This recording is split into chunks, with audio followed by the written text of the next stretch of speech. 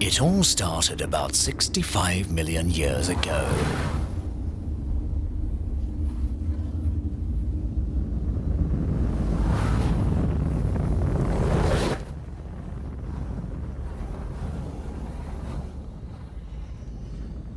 A meteorite appeared and wiped out the dinosaur kingdom.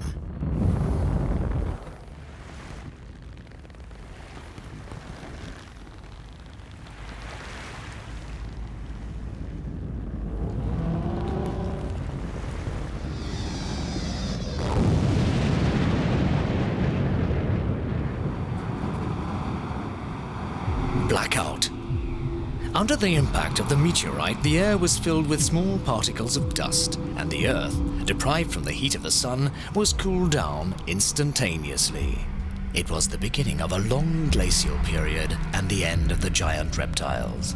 Ice and dust covered the bodies of the largest creatures ever known to Earth.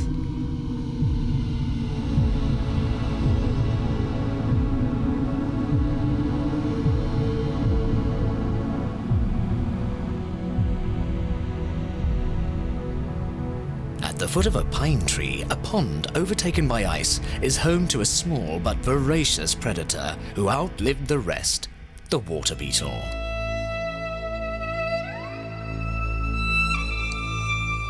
The cold water slowed down his metabolism.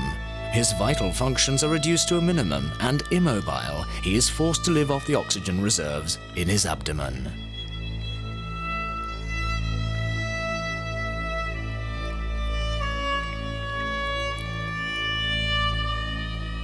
Gradually, oxygen gives place to carbon dioxide.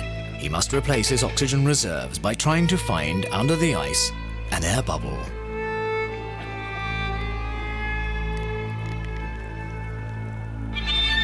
Thanks to this incredible system of hibernation, water beetles survive the glacial period and the long wait for spring. To this day, they wait in exactly the same way. The ice melts slowly away, gradually bringing the pond out into the open.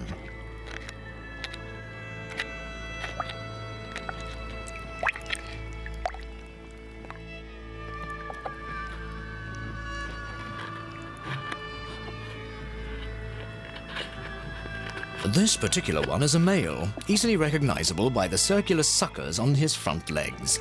His abrupt movements under the ice are noticed by a nearby female wearing a scored shell.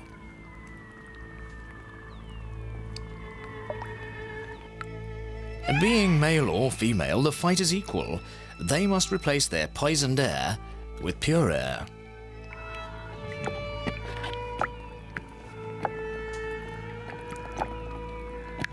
Thus begins a contemporary story with insects for actors, whose ancestors date back to prehistoric times, the era of the dinosaurs. This pond where the water beetles couple is situated in France, close to the town of Troyes.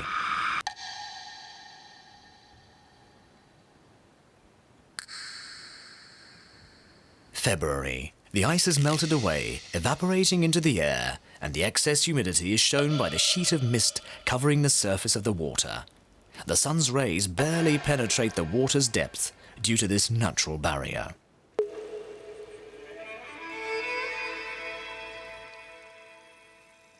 In this opaque world, the water beetles rarely use their eyes.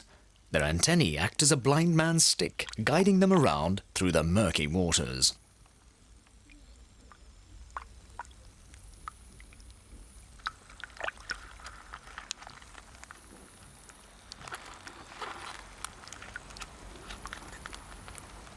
As the water warms up, the beetles become more active, especially the female. Her eggs were fertilized last summer, and she has kept them throughout the winter.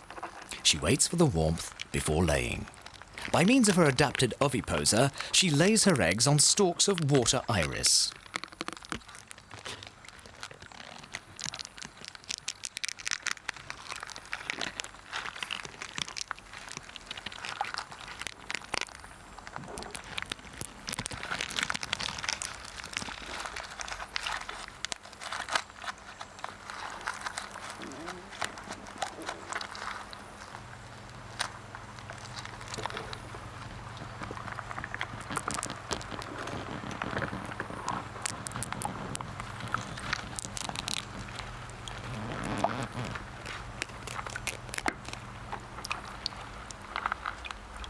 We will never know why she chooses one stalk to another, but in less than 2 weeks, she will have laid around 30 eggs.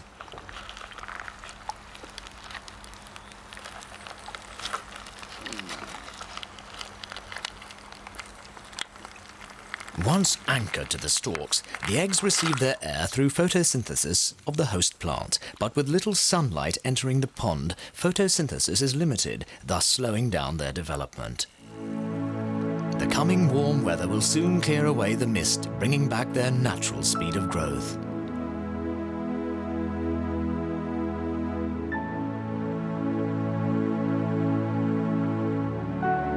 Finally, the mist dissolves into the air, bringing to light the open pond. The moist ground around this releases odors of damp and humus into the air. The alluring smells attract other creatures related to the dinosaur out of their long, hibernating holes.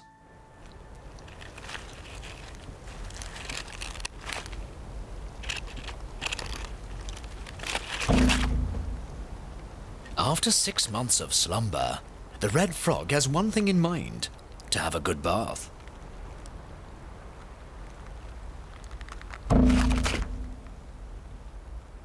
The chosen pool is the pine tree pond.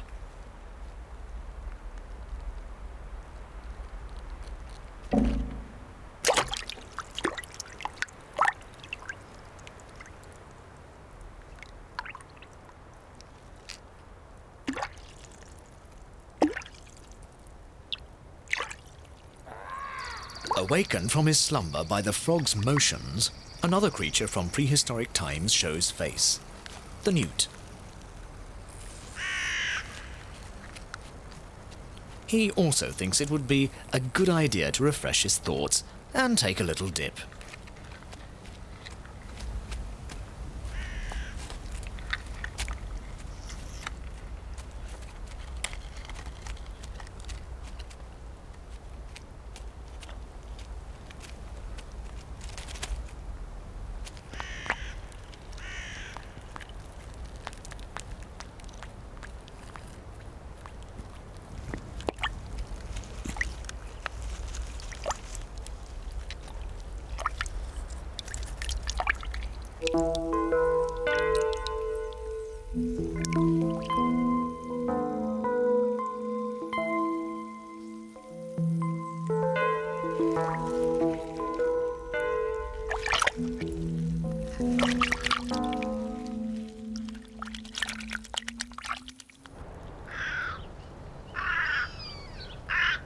The sun's rays heat the pond at full blow. The temperature of the water keeps rising.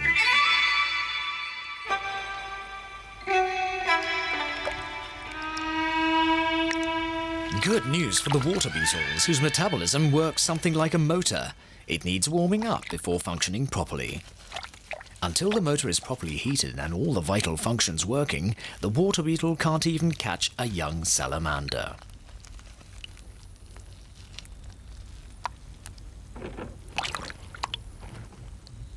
Oops, missed it this time. Not for long, though. The male water beetle is going to let off some steam on his partner, who is just as apathetic. This time, it's not to overcome his hunger, but to satisfy an urging sexual desire. What seems like a savage attack is nothing but foreplay before breeding. He holds onto his partner by means of his suckers. The female, afraid of dying asphyxiated, avoids any excess movement which could cost her her oxygen reserves. For over 3 hours, the male grips his drowsy partner.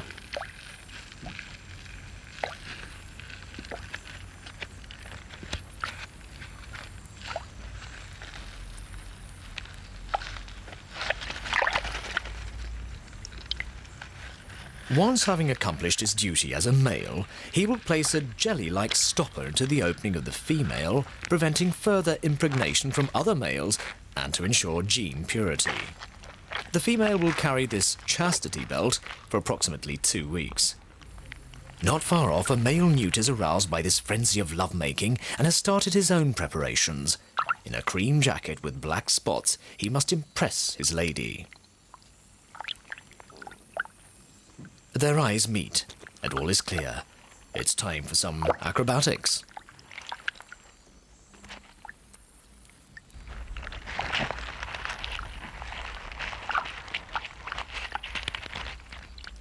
Oh, she looks more upset than impressed.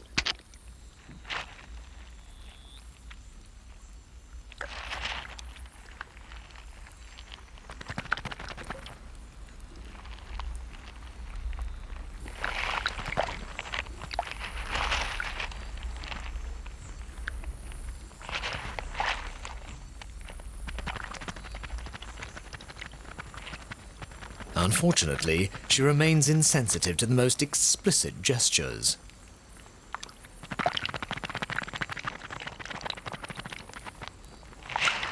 No question about it. She's bored, so off she goes. A newt in love never gives up, he insists.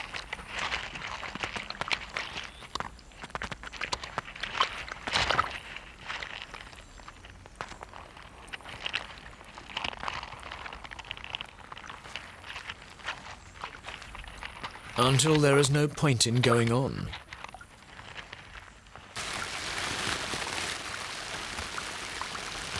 March. Nature's rhythms mingle with rain and sun. Under the surface of the water beetle's eggs start showing signs of life.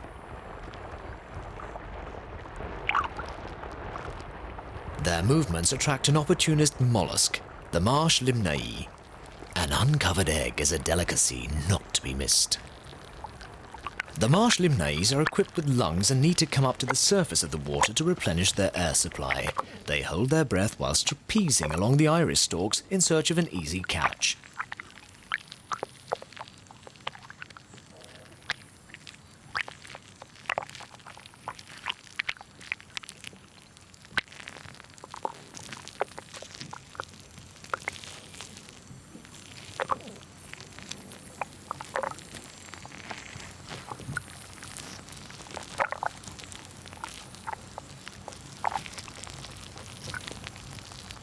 More often than not, the marsh limnae has to rush up for air before having finished her meal. The punctured eggs she abandons are soon taken over by bacteria. A corpse, water, and sunlight. An attractive home place for spirillum, who colonize this raw meat. Eggs which survive predation from both the marsh limnae and bacteria will soon be able to hatch.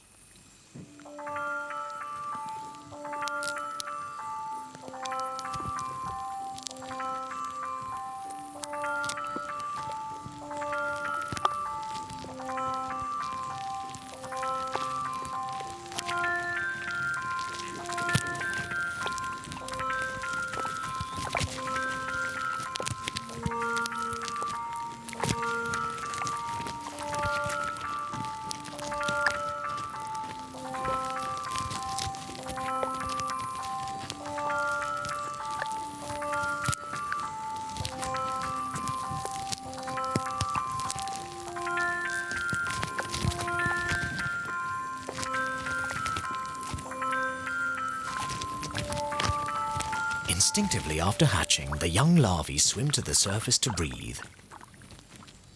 They're equipped with a pair of small flaps which have a double role, the exchange of gas, and to keep them floating on the surface of the water.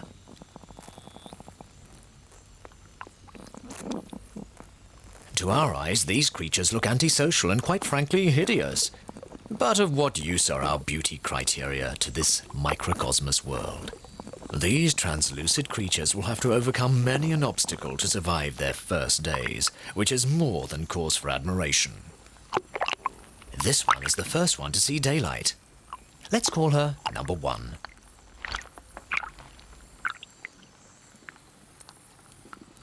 Shortly after, number 2 tries to hatch. Since the laying of the eggs, the stalk has slowly deformed in shape. Oh, number 2 is in trouble. Its legs and claws are stuck. She's not the only one. Number 4 and 5 cannot get themselves free either. They are stuck at the abdomen. With a tremendous effort, number 2 manages to free its legs. Numbers 4 and 5 are struggling to do the same.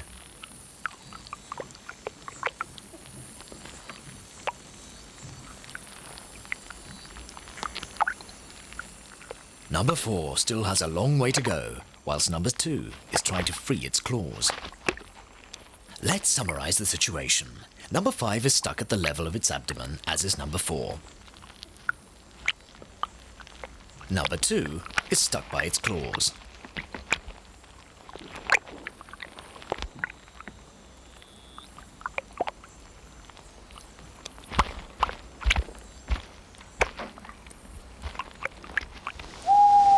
Night falls. Numbers 2, 4 and 5 still fight to set themselves free. In the moonlight, number 3 hatches.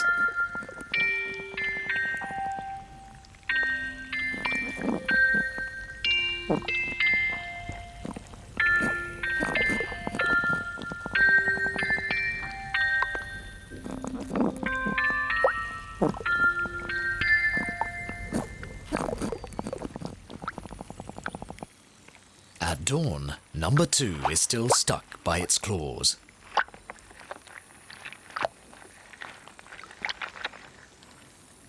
Number 4 is partially free. And number 5 is still asleep.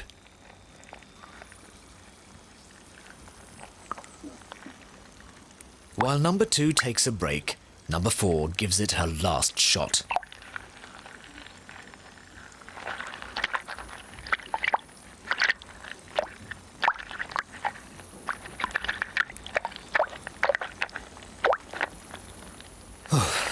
Exhausted by such an effort, number 4 hasn't got the energy to swim to the surface. She lands on a water louse, who takes her to her destination. Motivated by number 4's success, number 2 tries even harder.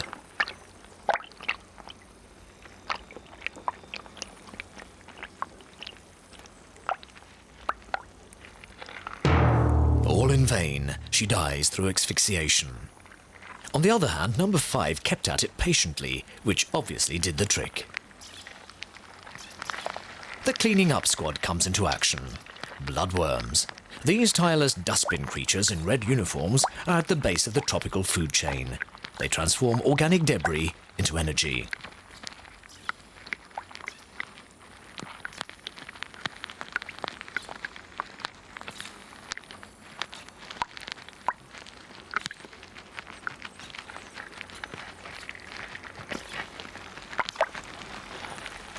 These two here are trying to free an egg stuck in the filaments of the iris stalk.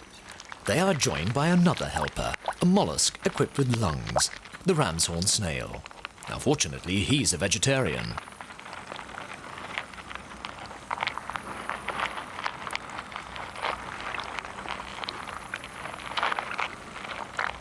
Thanks to the group sweeping up, the future number 6 will be able to hatch with no problem.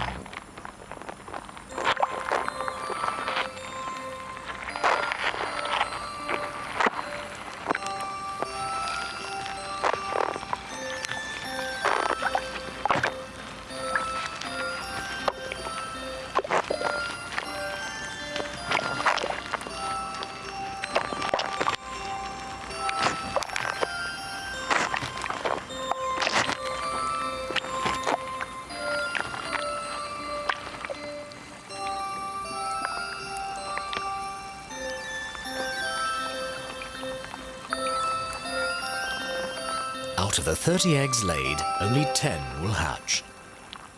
We will follow the development of 5 ordinary larvae, number 1, number 3, number 4, number 5 and number 6.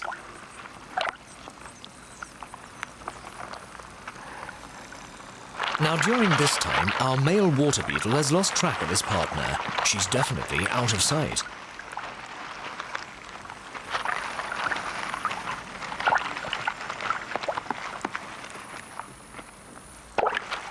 He can't control himself any longer. With no female interested in him, he liberates his sperm into the water alone.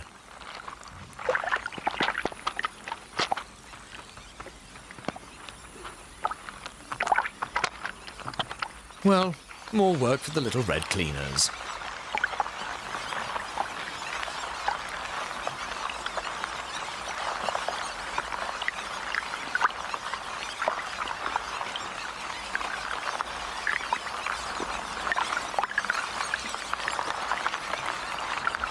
Left to eat all day long, the bloodworms have proliferated. The pond bed has become a ghetto, where each one claims vital space.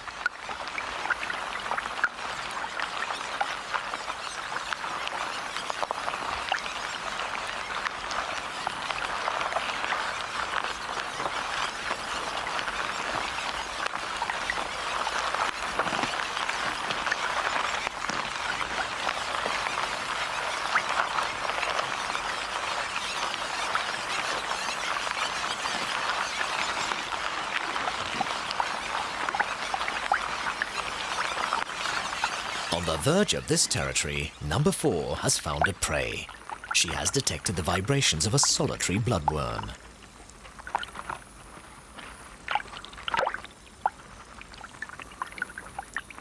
Face to face with its predator, the bloodworm has only one choice: to bury itself in the mud. The larvae is able to detect the twisting and turning of the bloodworm so as to precisely detect its position. This one has no way of burying itself under a pile of pebble.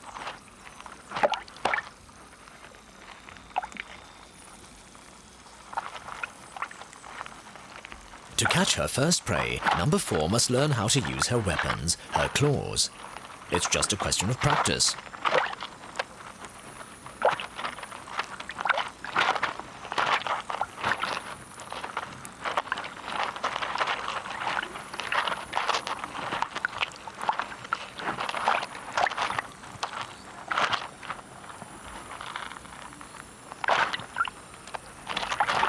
Number 4 has just discovered that her claws are not enough to immobilize the victim, but that it also has a chemical weapon at its disposal.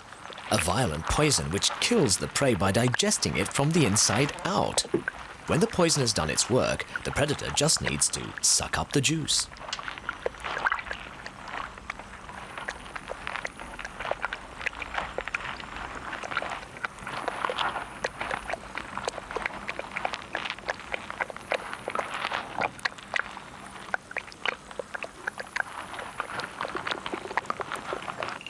Drawn by the sucking and chewing noises, an aquatic monster makes his appearance. We'll call him the Green Giant for the moment and watch what's going to happen.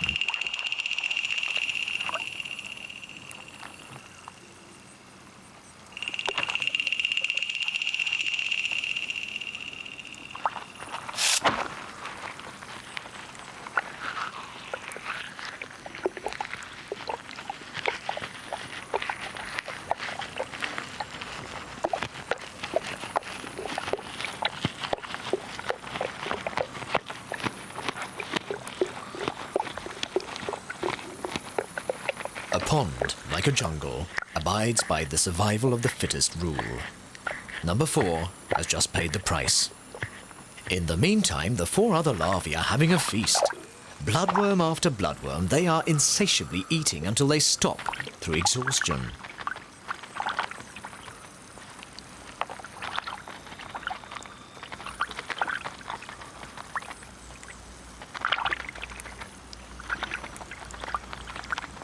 Sometimes they're forced to stop for a pause.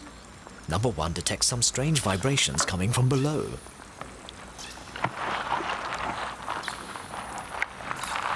It is a newt. Great eaters of plump bloodworm, they do not like to share their feast.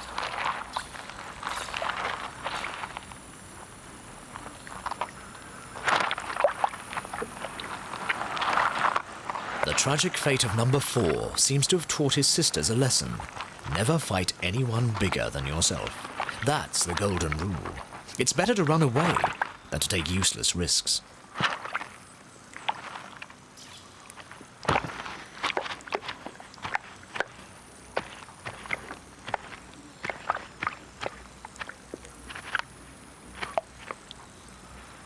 Like the water beetle, the newt detects its prey as soon as it moves.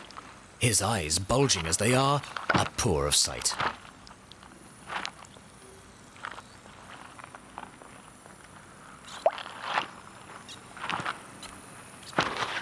They are there for another reason. Newts haven't a tongue and have problems swallowing.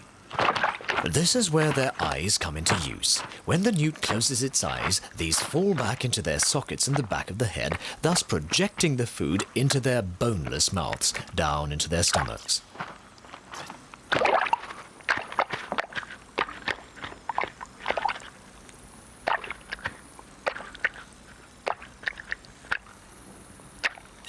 Better one than none is a newt's motto. Insatiable eaters, they will soon finish off the stock of bloodworm available.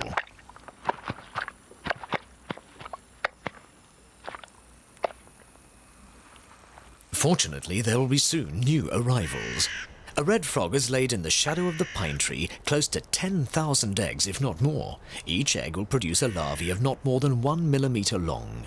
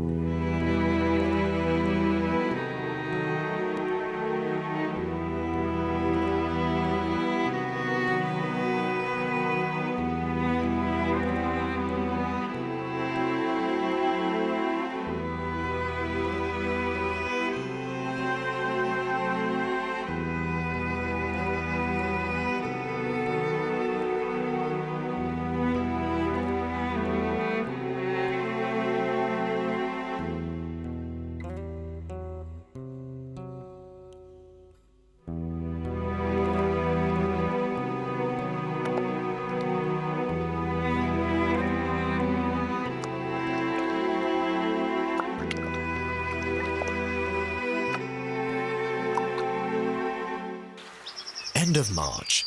Springtime has arrived, and the flowers show all their colours to attract the pollen collectors.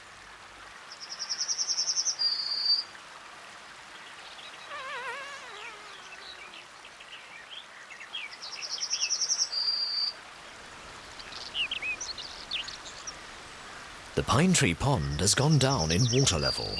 A race against the clock is set for the water beetle larvae. Number 6 is 8 days old. Having indulged in bloodworm over the last days, she can barely fit into her shell.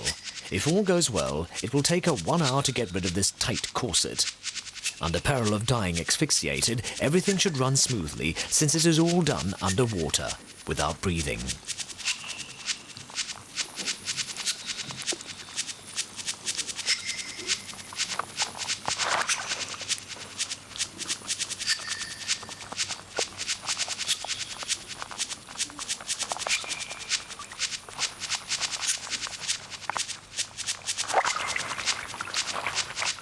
Number 6 will be the first to leave the cloakroom with a new outfit. The other 4 larvae will shed their cloaks simultaneously. The remains float aimlessly at the surface of the water. The larvae are now at the second stage of their life cycle. The bloodworms have become scarce. The fight for food increases. There is only room for one survivor. It's a state of war.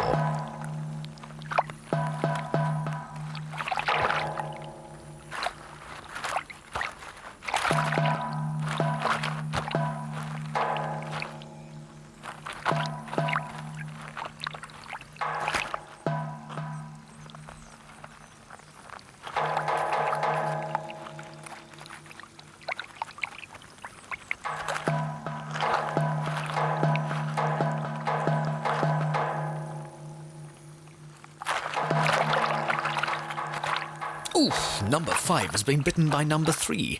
She tries to get rid of the poison injected into her abdomen. Overtaken by her urge to get rid of the poison, number 5 has forgotten to keep guard. Number 3 comes back for more.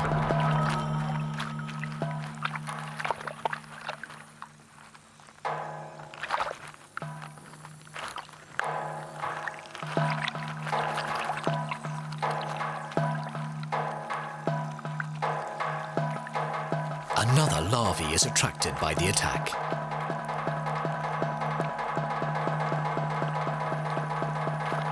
It is number 6, starving like the rest. In order to survive, they have to kill, even if it means killing one of their own. It is of no importance.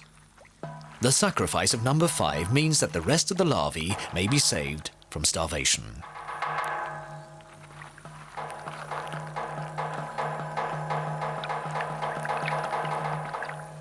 The assaulting larvae each in turn inject their poison, their digestive enzymes. As with the bloodworm, the enzyme liquefies the victim. The two attackers suck up this pre-digested soup.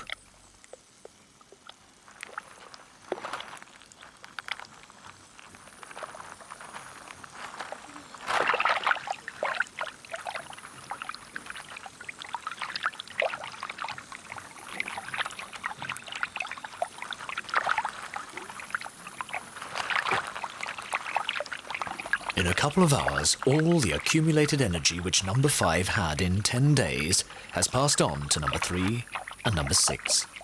By practicing acts of cannibalism, the water beetle larvae are ensured of having at close food reserves which they can digest totally.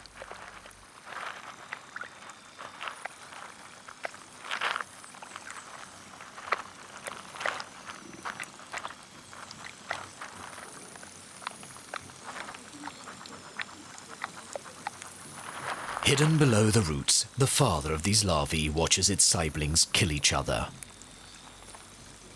Is this the beginning of the end? Just looking around the pond, he assures himself.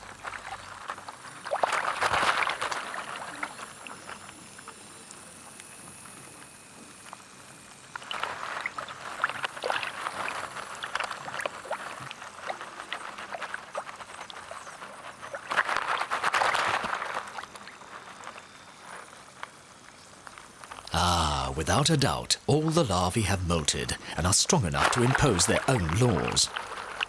From now on, they reign over the pine tree pond kingdom. The countdown begins. The first one to reach adulthood is the winner.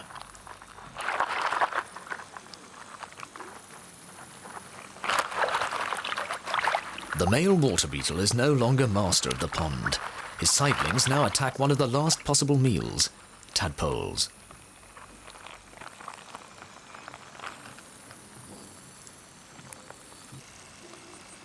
Tadpoles don't make it easy either.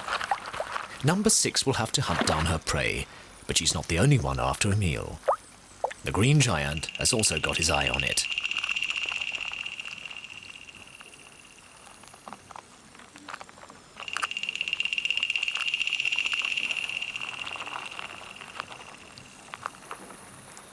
Too slow, green giant. Furthermore, on top of her twig, number 6 had prepared her attack well.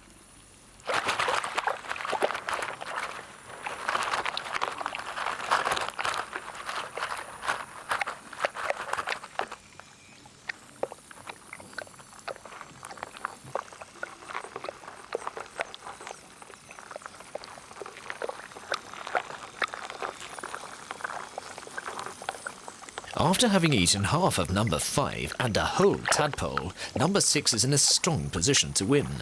Her belly filled to the full, she will be able to go through to the 3rd phase of her development. There's still time, but the water is evaporating quickly. A few inches separate the surface from the bottom of the pond.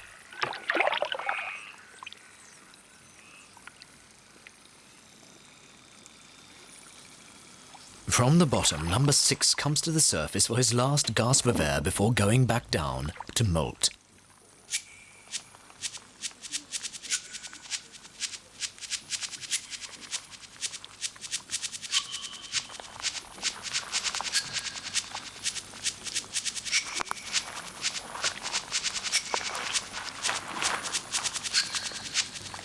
The molting goes on and on. For number 6, it's just routine. Even if she loses a bit of her poison under the effort of getting rid of her shell, it only takes her 10 minutes to complete her underwater striptease.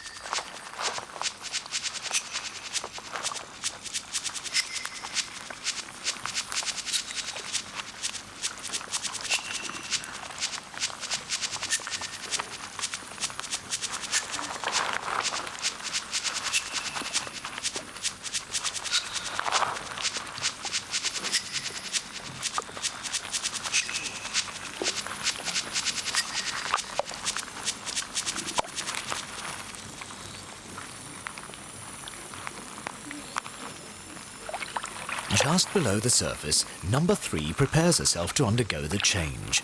That is, if aggressive number 1 allows her to. Having been left out of the feast over number 5, number 1 is hungry and obviously ready to catch up on lost weight.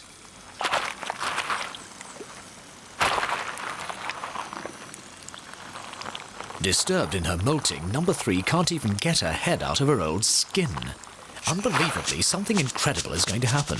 To understand, watch closely the colour change in the larvae's body.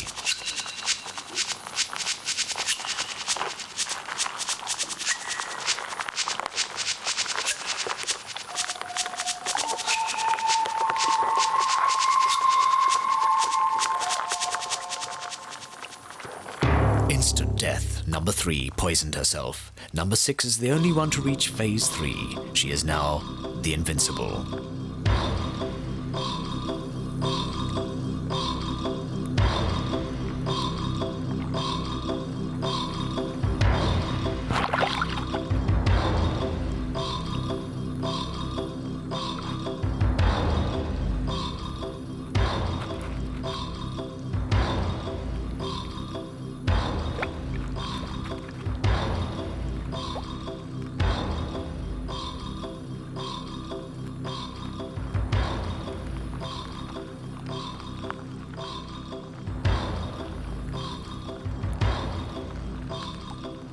What can number 1 do against such a power?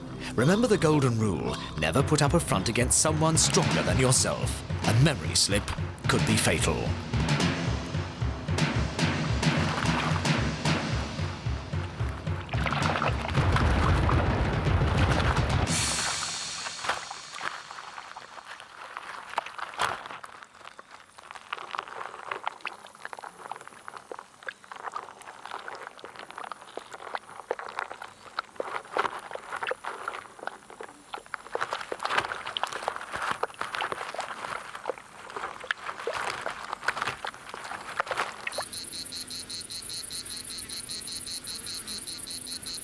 May. The heat grows and the evaporation accelerates. The dew rapidly disappears into thin air.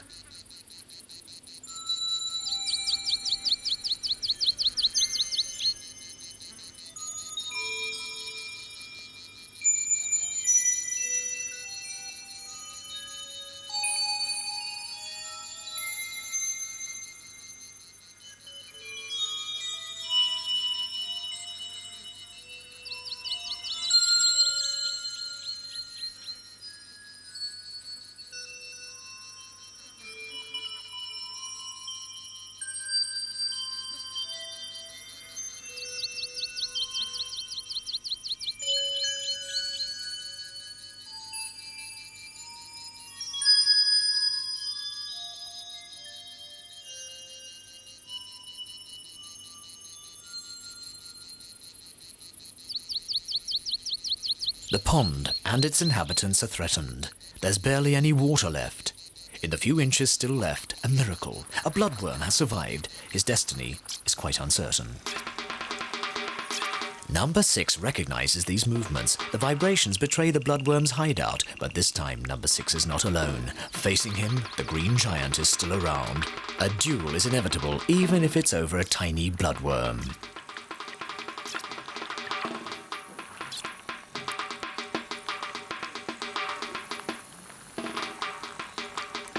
Number 6 tries to go around her rival to try to reach the bloodworm before him. The vibrations are closer. The green giant quickly moves into place. The two rivals are the same size and equal in power. Number 6 doesn't make the first move. Instead, she abandons the prey and territory to the winner.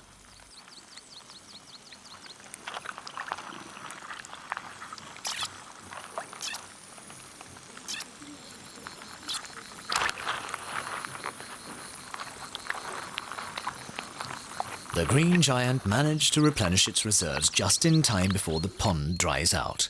Coming out of the water, he will reveal to us his real identity.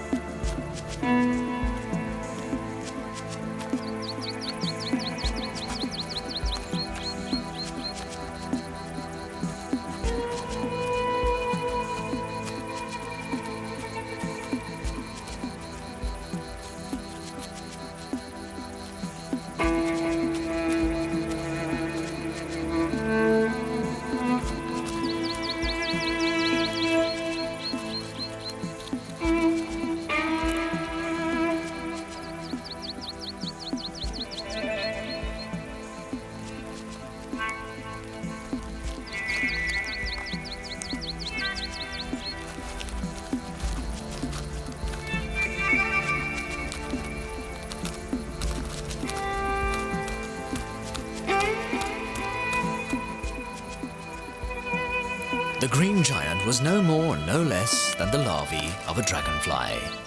Now everyone can breathe in the pond. Pests will fly away. Number 6 also abandons the ship. She is the last survivor.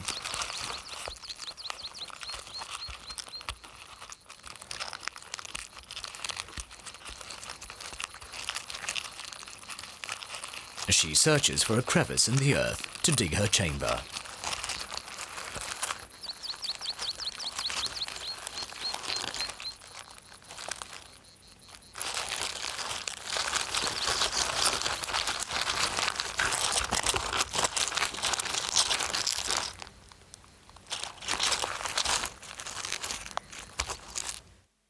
Out of sight of predators and from sunlight, she will go into her next phase, that of a nymph.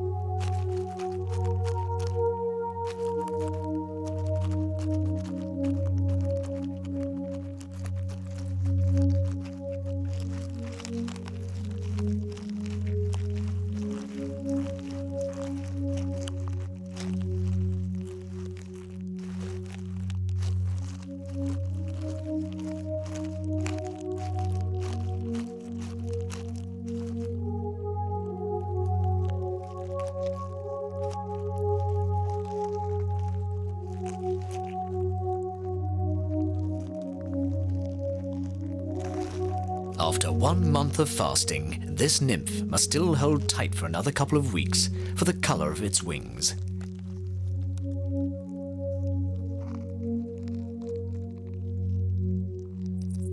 During which time the pond has completely dried up.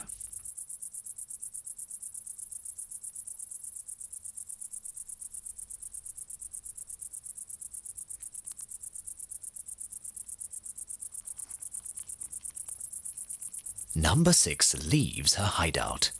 It is a female.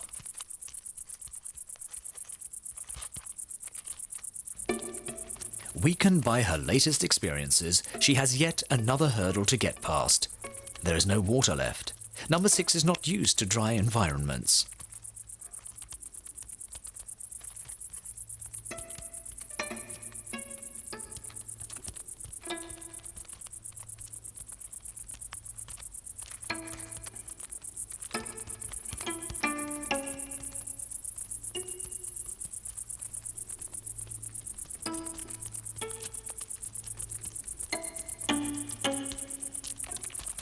There is only one way out.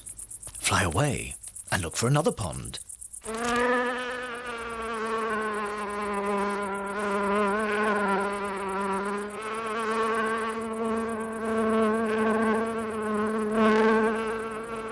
Now, as we've said before, the water beetle is short-sighted and colourblind. Due to this, collision is always a risk. She searches for reflections, which normally means water.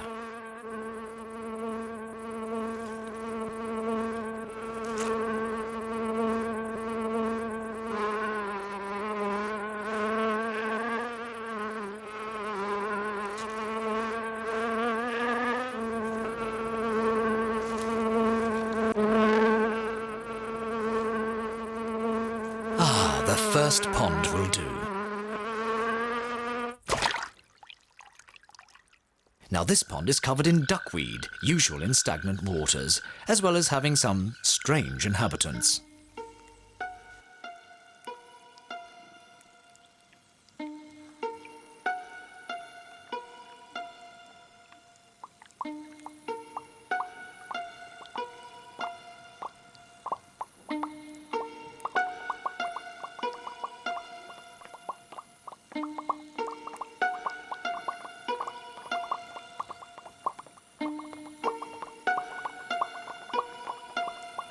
Who are these funny-faced creatures?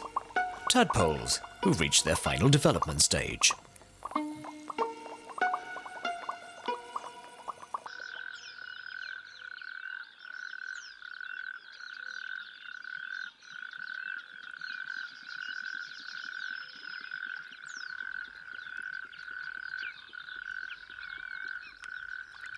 Face to face with frogs, the golden rule is still applicable. Better not insist in confrontation and find somewhere else to play, deeper below.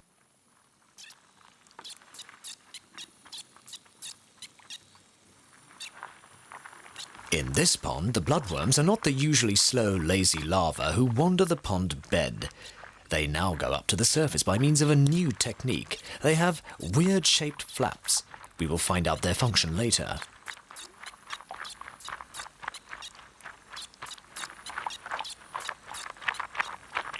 The order of events is chronological. First, the bloodworm goes up to the surface covered in duckweed.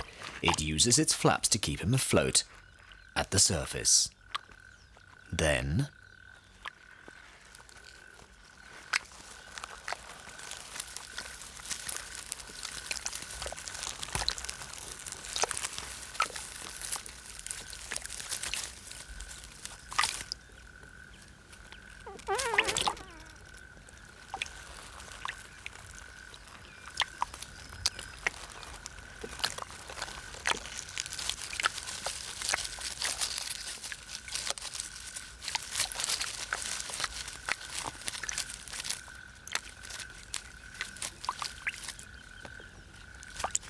the red uniformed dustbin men are close relatives to the mosquito. 2 months have gone by, and number 6 still hasn't eaten. To make matters worse, she is going to be the aim of many a predator coming from the skies.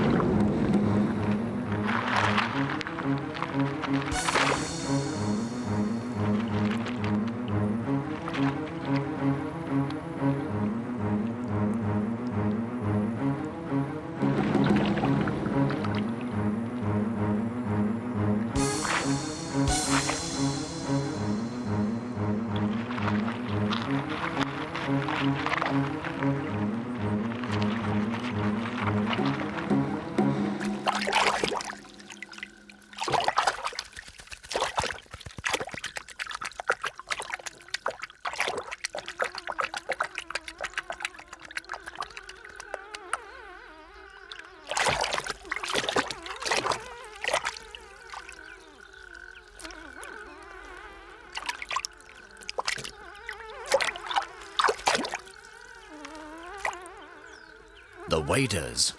Not around during the dinosaur dynasty, these enemies are today known as the egret, the heron, and the spoonbill. For a water beetle, it's better to be out of the way of these modern exterminators.